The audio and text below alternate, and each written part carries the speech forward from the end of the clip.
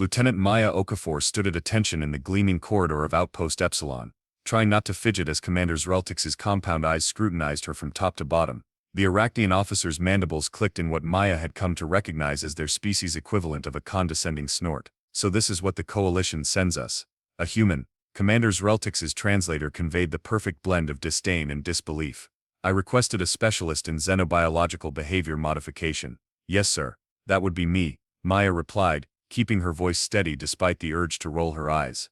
She'd graduated top of her class at the academy, but that apparently counted for nothing when you were the only human in a facility run by species who considered themselves evolutionarily superior. The commander's exoskeleton shimmered with iridescent patterns that Maya recognized as skepticism.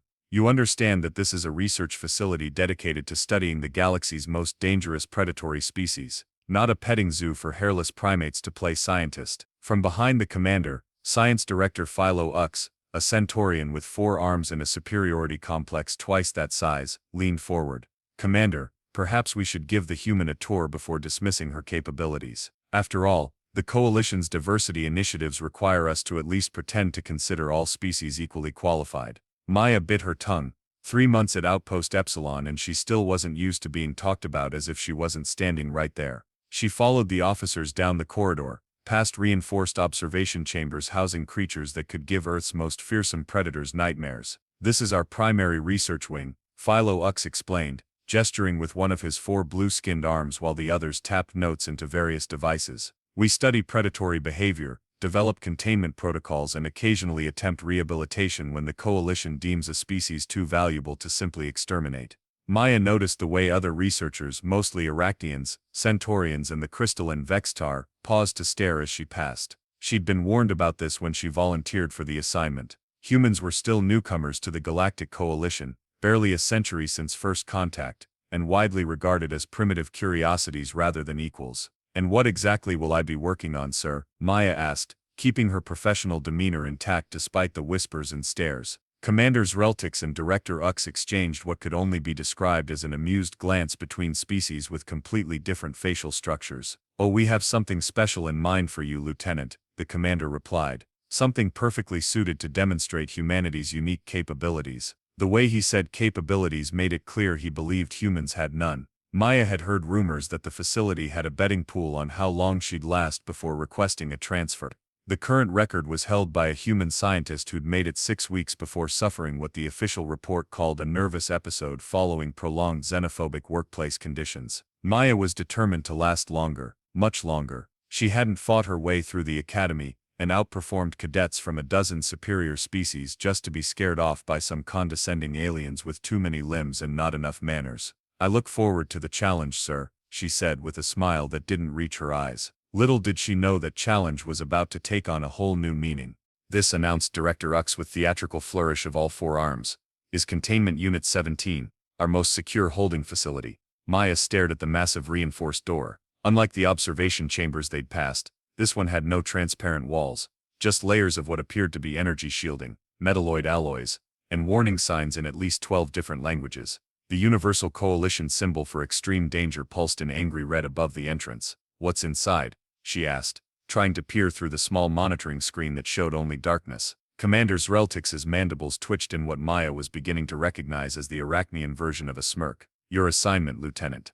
An assignment behind that much security couldn't be good news. Maya maintained her professional composure as Director Ux accessed the door controls with 3 of his hands while the 4th held what looked suspiciously like a weapon. 3 weeks ago, Coalition forces captured a juvenile Proxima Centauri apex predator designation, Vrex, Director Ux explained, his tone suggesting he was discussing a particularly interesting fungus rather than what was apparently the most dangerous creature in the facility. We've been attempting to study its behavior patterns and possibly train it for military applications. Attempting being the operative word, added a new voice. A Vexter researcher approached, her crystalline body refracting the corridor's light into rainbow patterns. I'm lead researcher Prism. I've been overseeing the Vrex project. And how's that going? Maya asked. We've lost 3 handlers so far, Prism replied matter-of-factly, none fatally surprisingly enough, though handler Glix will never regrow those limbs, poor fellow. Maya blinked. I'm sorry, lost 3 handlers. The Vrex has proven resistant to standard training protocols, Commander Zreltix said. Even our most experienced xenobiologists have failed to establish any form of control. Director Ux's upper left mouth corner twitched upward, which is why we've decided to try something completely different, something no one would expect to work. Let me guess, Maya said flatly. A human. Precisely. Prism's crystalline form vibrated with what might have been excitement. Humans are the perfect test subjects, I mean handlers for this assignment. And why is that? Because when you inevitably fail, Commander Zreltix explained with brutal honesty, no one important will be surprised, and we can finally convince Coalition Command to abandon this ridiculous project and euthanize the specimen. Maya crossed her arms. And if I don't fail? The three aliens exchanged glances that universally translated as not going to happen. Then you would be the first successful Vrex handler in recorded galactic history, Prism conceded. The betting pool is currently at 17,000 credits that you'll request transfer within 3 days. I personally put 500 on you lasting less than 24 hours. Thanks for the vote of confidence, Maya muttered. Director Ux activated a holographic display, showing what appeared to be a blurry image of something with too many teeth and an unsettling number of limbs. The Vrex is a perfect evolutionary killing machine. It possesses adaptive camouflage, regenerative capabilities, enhanced sensory perception, and problem-solving intelligence equivalent to a Coalition Level 3 sentient species. So smarter than some of the officers I've met, Maya remarked under her breath. What was that, Lieutenant?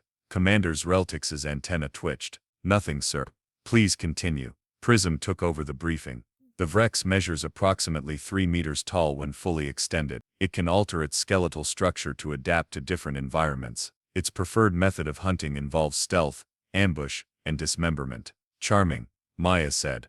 And my objective is simple, really, Director Ux replied. Establish control over the creature. Establish control over the creature. Teach it basic commands. Demonstrate that it can be handled safely by Coalition personnel. Previous handlers used standard behavioral modification techniques, Prism added. Neural compliance devices, reward-based conditioning, telepathic suggestion for the species capable of it. None were effective. Maya frowned. Those all sound like methods designed for more docile species. Exactly, Commander Zreltix confirmed. The Vrex is not docile. It is the apex predator of an apex predator world. It does not submit. Until now, perhaps Director Ux added with a tone that suggested he believed otherwise. Maya studied the blurry hologram. Something about the creature's posture seemed off. Not just predatory, but defensive. She'd spent enough time studying Earth's predators to recognize the difference. When do I start? She asked. Commander Zreltix's mandibles clicked in what might have been surprise. You're not going to review the case files first. The medical reports of the previous handlers. Maya shook her head. I'd rather form my own impressions. Very well. Your first session is scheduled for 0800 tomorrow, Director Ux declared. I suggest you get your personal affairs in order tonight, Lieutenant. Don't worry, Prism added, her crystalline form glinting with what might have been sympathy. The medical team here is excellent at reattachment procedures, for most species anyway. As they walked away, Maya heard Commander Zreltix murmur to Director Ux, should we inform Coalition Command that we'll need a replacement human by the end of the week? Don't bother, the director replied. By the time the paperwork clears, this one will be processed through medical and on her way home. They all are. Maya stared at the containment door, her jaw set in determination. She'd spent her life being underestimated by her academy instructors, by alien species who thought humans were too primitive to understand advanced concepts, by colleagues who saw her slight build and immediately assumed weakness. Tomorrow she'd meet this supposedly untamable Vrex, and one way or another, she'd prove every last one of them wrong. Maya arrived at Containment Unit 17, at precisely 0755, the next morning, deliberately early. The observation gallery above the chamber was already packed with off-duty personnel, all eagerly awaiting what they assumed would be a spectacular disaster. She spotted Commander Zreltix and Director Ux in prime viewing positions, along with several researchers she hadn't met yet. Quite the audience, she remarked to Prism, who was finalizing the safety protocols at the control panel.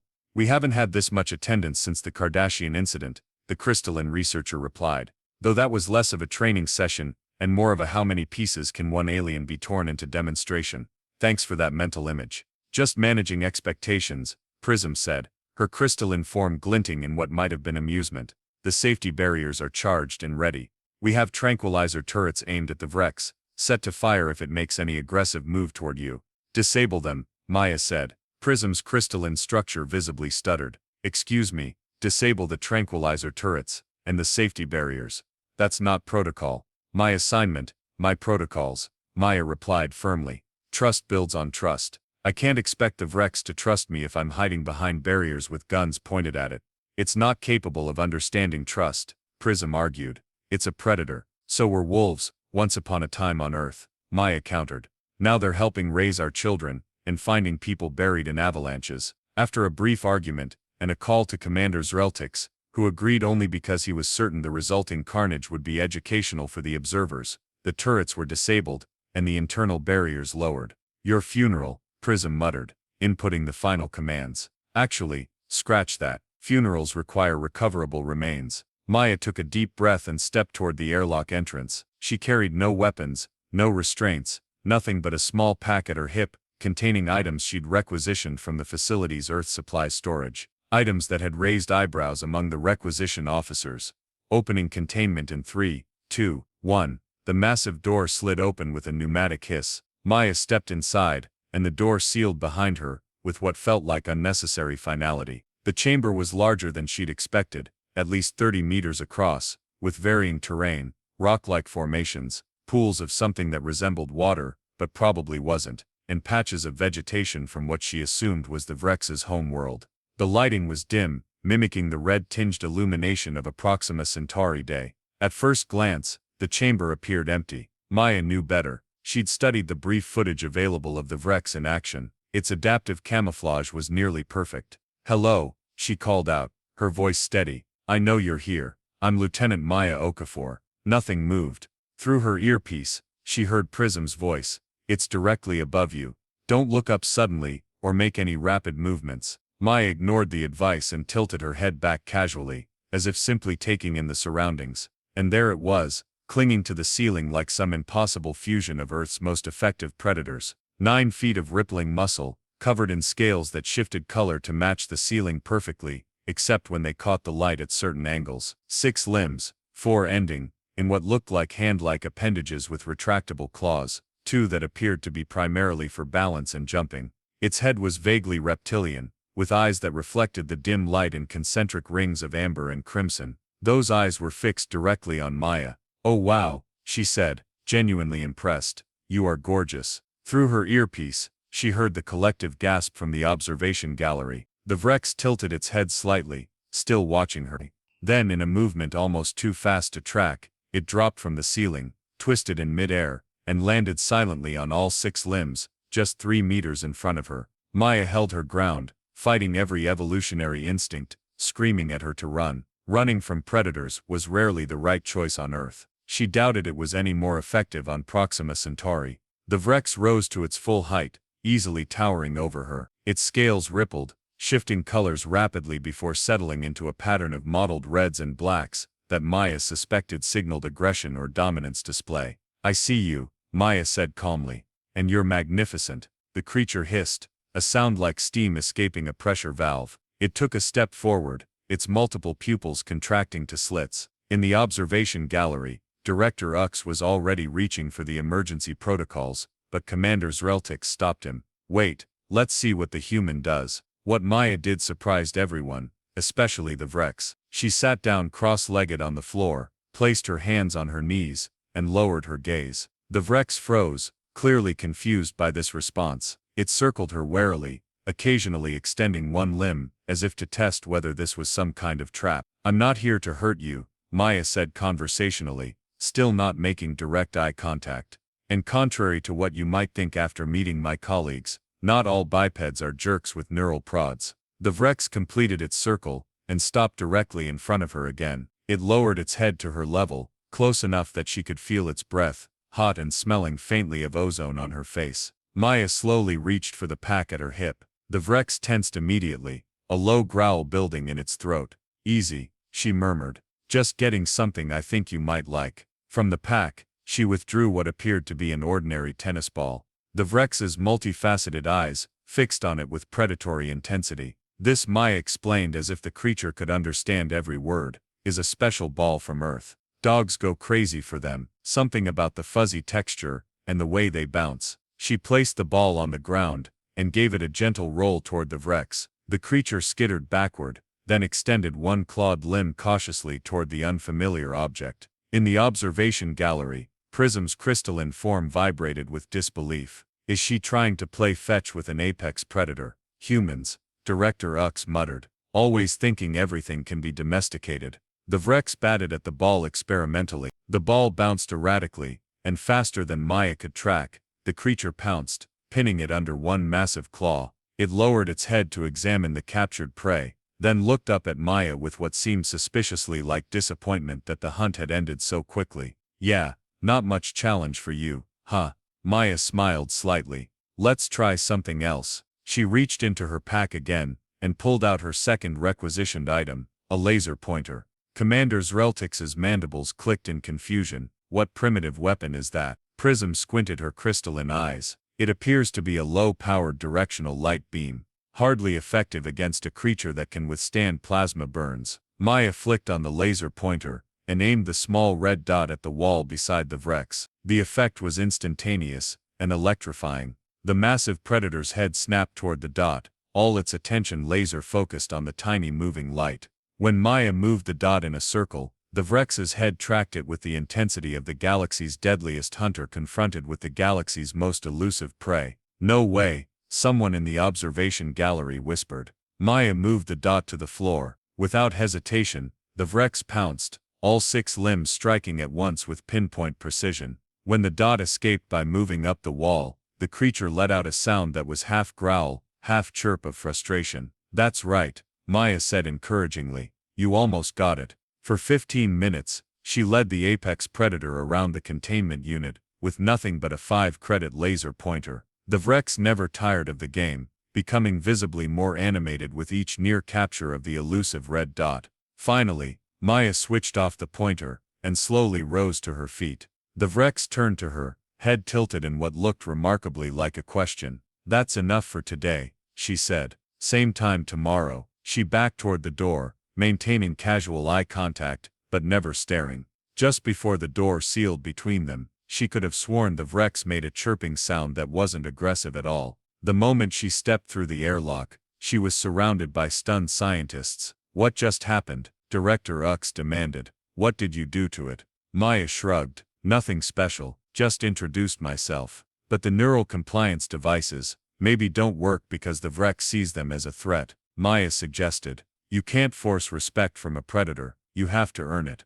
Commander Zreltix's compound eyes narrowed. One session proves nothing, Lieutenant. The creature was merely confused by your unorthodox approach. Possibly, Maya conceded. But I notice I still have all my limbs, which is apparently better than your previous handlers managed. As the aliens continued to debate what they'd witnessed, Maya smiled to herself. She'd seen something in those multifaceted eyes that the others had missed entirely, something that suggested the Vrex wasn't just a mindless killing machine, it was lonely. And if there was one thing humans understood better than most species in the galaxy, it was the desire for connection, even from the most dangerous creatures in existence.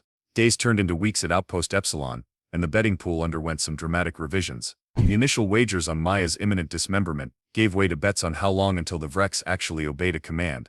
Director Utes had reluctantly extended the deadline for Maya's project, largely because the daily sessions had become the station's most popular form of entertainment. She's actually making progress, Prism admitted to Commander Zreltix as they watched Maya enter the containment unit for the 12th consecutive day. I've never seen anything like it. The Vrex, now nicknamed Rex by Maya despite formal protests about unprofessional anthropomorphization, no longer hid when she entered. Instead it waited near the door, that strange chirping sound emanating from its throat.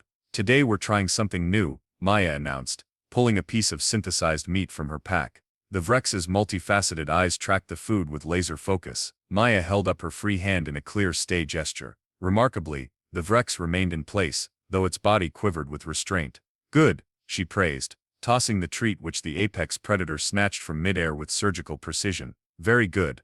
By day 15, Maya had progressed to walking beside the Vrex around the perimeter of the containment unit, the massive creature matching its pace to hers. The observation gallery was perpetually packed. It makes no biological sense, muttered a Vextar researcher. Apex predators don't form social bonds with potential prey species. Humans domesticated wolves, big cats, and birds of prey on their homeworld, Prism pointed out. Perhaps there's something to their methods after all. On day 18, Maya brought in a simple obstacle course. The Vrex navigated it flawlessly, clearing hurdles and weaving through poles with a grace that belied its enormous size. It understands spatial commands, Director Utes reluctantly noted in his official report, and appears to derive satisfaction from completing tasks correctly. On day 21, Maya did something that made the entire observation gallery gasp in unison. She turned her back on the Vrex and walked to the center of the room, then sat down cross-legged with her eyes closed. The Vrex circled her warily at first, then, astonishingly, settled its massive form beside her, close enough that she could feel the heat radiating from its scales. Trust exercise, Maya explained later to a dumbfounded Director Utes. It needed to know I trust it not to attack when I'm vulnerable. But it's a predator, he sputtered. It's literally evolved to kill things like you. Maya smiled. So were dogs, once upon a time. By day 28, Maya had achieved what the coalition had deemed impossible. The Vrex responded to basic verbal and hand commands. It allowed her to touch its scales without incident. It even retrieved objects on command, though balls remained its favorite. I don't understand, Commanders Reltix admitted as they watched Maya and the Vrex engaged in what looked suspiciously like a game of tag. We tried neural compliance, genetic modification, even telepathic bonding. Nothing worked. Maybe that was the problem, Prism suggested. You were trying to force compliance rather than earn cooperation. The commander's mandibles clicked thoughtfully. Are you suggesting there's something unique about human training methods? I'm suggesting, Prism replied, that Lieutenant Okafor may understand something about predators that we don't. Their conversation was interrupted by gasps from the gallery. Maya had just completed a full circuit of the containment unit riding on the Vrex's back, her hand resting casually on its neck ridge. The creature moved with deliberate care, ensuring its passenger remained secure. Remarkable, Director Utes murmured despite himself. Perhaps we've been underestimating humans all along. As Maya dismounted and rewarded the Vrex with an affectionate scratch under what passed for its chin, the creature made that now familiar chirping sound that most of the staff had begun to recognize as contentment.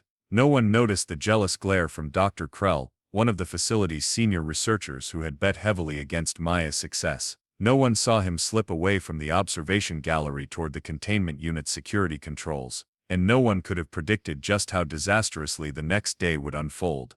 Maya knew something was wrong the moment she approached Containment Unit 17. The next morning, the usual cluster of observers was absent, and the security panel beside the door was flashing red instead of its normal blue. What's going on? She asked the lone guard, a nervous-looking Centaurian junior officer. Security breach, he stammered, all four arms clutching different weapons. The Vrex escaped containment at 0300 hours. Maya's blood ran cold. Escaped? How? Someone. The guard swallowed hard. Someone overrode the security protocols during night shift. The inner and outer doors opened simultaneously. The facility-wide alarm that had been buzzing distantly suddenly cranked up several decibels, followed by a station-wide announcement in Commander Reltix's unmistakable voice. All non-security personnel are to remain in secured quarters. This is not a drill. Repeat. All non-security personnel are to remain in secured quarters. Maya grabbed the guard's upper left wrist. Where's Rex now? The creature has been tracked to Level 3, Section D, the guard replied, pulling free from her grip. Security teams are converging. They have orders to terminate if capture isn't immediately possible. Terminate. Maya was already running toward the nearest elevator. They can't. Lieutenant Okafor, Director Ux's voice boomed from behind her. You are ordered to report to the command center immediately. Maya spun around to face the Centaurian director and the commander, who had materialized at the end of the corridor with an escort of heavily armed security officers. Sir, with all due respect, I need to find Rex before your security teams do, Maya said, fighting to keep her voice level. He'll be terrified if they corner him. It, Commander Reltix corrected sharply, is an apex predator loose in a research station with over 300 personnel. This is exactly the scenario our containment protocols are designed to prevent. Your protocols won't work, Maya insisted. If you threaten him, he'll respond like the predator you keep insisting he is. Let me find him. I can bring him back safely. Director Ux and Commander Reltix exchanged glances. Command center now, the commander repeated. That's an order, Lieutenant. Maya had never been good at following orders she knew were wrong. Sorry, sir, she said, and darted through a maintenance access door before the security team could react. Lock down all access points to level 3, she heard the commander bellow as the door sealed behind her. Maya knew the maintenance shafts better than most. While the aliens had been watching her train Rex, she'd been studying station schematics during her off hours, a habit left over from academy training. Always know your escape routes. Level 3, Section D housed the station's hydroponics bay, a massive chamber where plants from dozens of worlds grew in carefully controlled environments. The perfect hiding place for a creature with adaptive camouflage. She emerged from a ventilation shaft directly into the hydroponics bay, immediately assaulted by the rich scents of soil, water, and alien vegetation. The lighting was dimmed to simulate night cycle for many of the plants, casting long shadows between rows of exotic flora.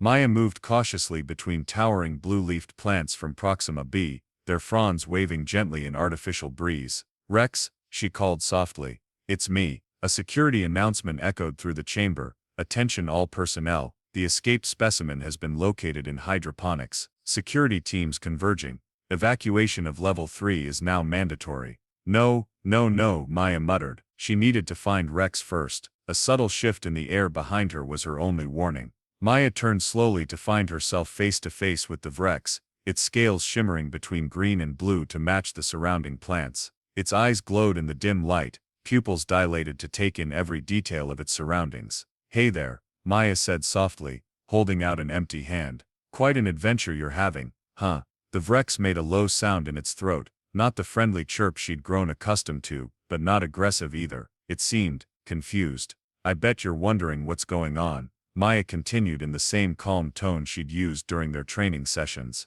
"I'm wondering the same thing. Someone let you out, and it wasn't to do you any favors." The creature's head tilted slightly, that now familiar gesture of curiosity. It took a step closer, its massive form casting Maya into shadow. From the far end of the hydroponics bay, the hiss of a door opening was followed by the distinctive hum of charging energy weapons. "Containment team, fan out," came a voice Maya recognized as belonging to Dr. Krell. "Non-lethal measures authorized, but be prepared to terminate if the creature shows any aggression." The Vrex's posture changed instantly, its body lowering into a hunting crouch, scales darkening to match the shadows. A low growl built in its throat. "Rex, no," Maya whispered urgently. "Look at me." The creature's eyes flicked to her face, then back to the approaching threat. "Lieutenant Okafor," Dr. Krell called out, his voice dripping with false concern. "Step away from the specimen, you're in danger." "The only danger here is you," Maya called back,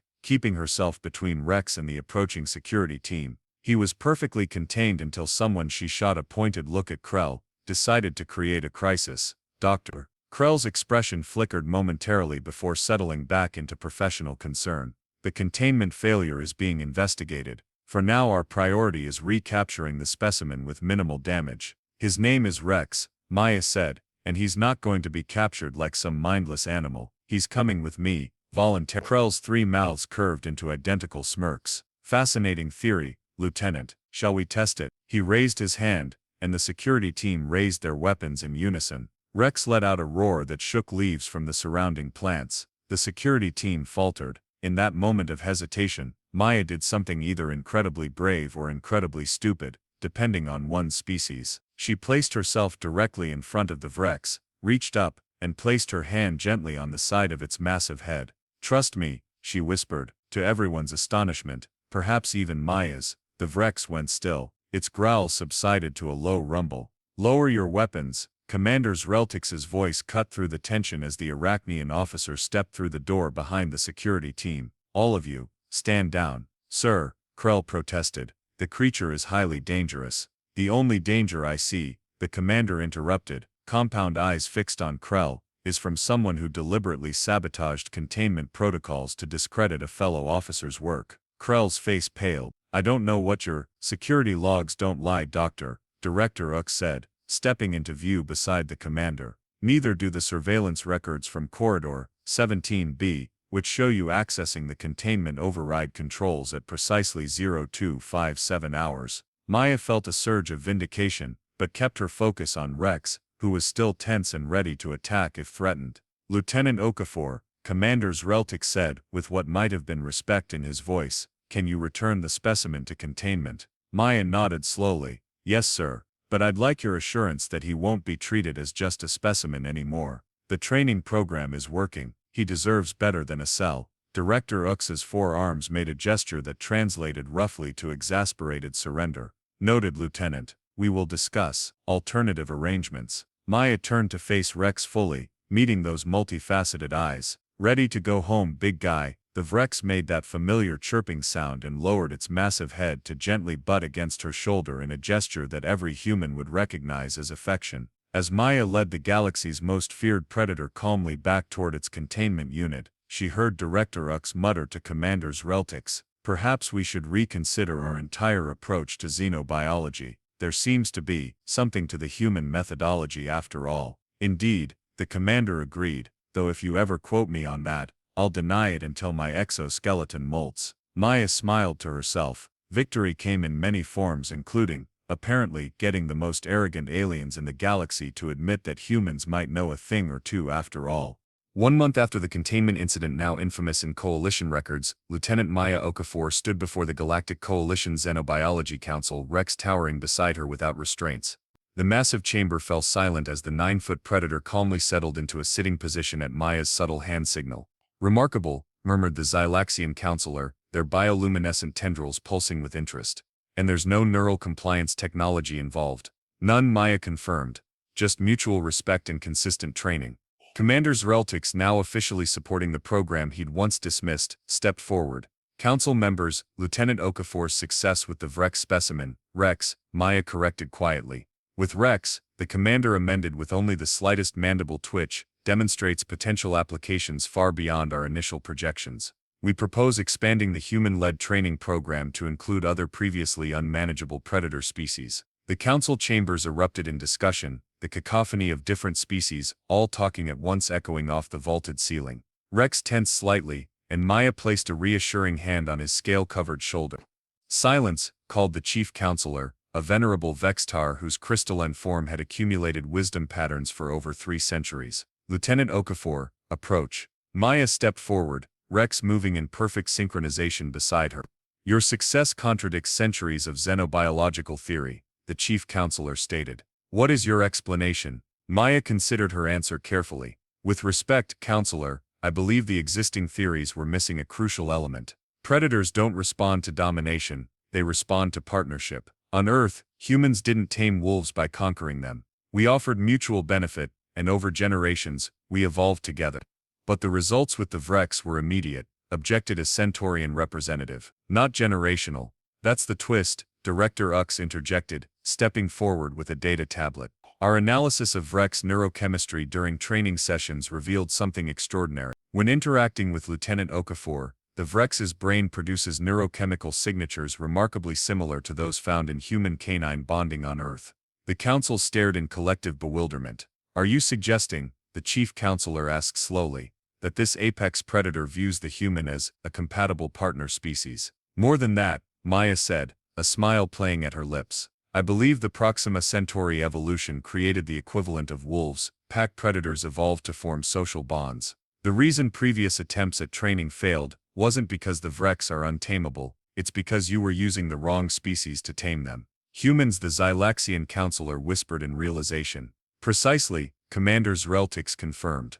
"It appears that through some cosmic evolutionary parallel, humans and Vrex possess complementary social structures and communication patterns. The Vrex aren't just tolerating Lieutenant Okafor, they're instinctively recognizing humans as potential pack leaders." Rex chose that moment to demonstrate this bond by gently nudging Maya's hand for attention, then performing a complex series of movements that left the council stunned into silence. "Good boy," Maya said, rewarding him with an affectionate scratch under his chin ridge. The massive predator made that now familiar chirping sound of contentment. "In light of these findings," the chief counselor announced, "the council approves the expansion of the human-led training program. Lieutenant Okafor, you are hereby promoted to captain and appointed director of the new Interspecies Partnership Division." Later, as Maya and Rex walked along the observation deck overlooking the stars, Commanders Reltix approached with what approximated an apologetic posture for an Arachnian. "I owe you an acknowledgement, Captain," he said stiffly. "We have perhaps been hasty in our assessment of human capabilities." "That's quite the admission," Maya replied with a smirk. Almost as impressive as Director Ux paying out 17,000 credits from the betting pool. The commander's mandibles clicked in what Maya now recognized as amusement. Yes, well, the director is currently petitioning to have gambling classified as research expenditure. Maya laughed, then turned serious. You know what the real irony is, Commander? For all your advanced technology and evolutionary superiority, you overlooked something humans figured out 40,000 years ago. And what is that? Maya scratched Rex behind what passed for an ear, earning another happy chirp from the galaxy's deadliest predator. Sometimes the most dangerous creatures make the best friends, if you're just brave enough to offer your hand instead of a weapon. As if to prove her point, Rex flopped down beside her, rolling onto his back in a position of complete vulnerability. 6 limbs splayed comically in the air. Perhaps, the commander admitted, watching in fascination as Maya rubbed the Vrex's armored belly, humans have more to teach us than we realized. Oh, Commander, Maya grinned as Rex's leg thumped rhythmically against the deck in perfect mimicry of an Earth dog receiving belly rubs. You have no idea. Throughout the vast complex of Outpost Epsilon, word quickly spread among the newly arrived human trainers and their assigned predator species. The galaxy's most feared hunters were being transformed into the galaxy's most loyal companions, not through force or technology, but through a connection as old as humanity itself. She was just a human recruit, but somehow, Maya Okafor had unlocked the universal language of trust that spanned star systems and species alike. And that was the greatest discovery of all.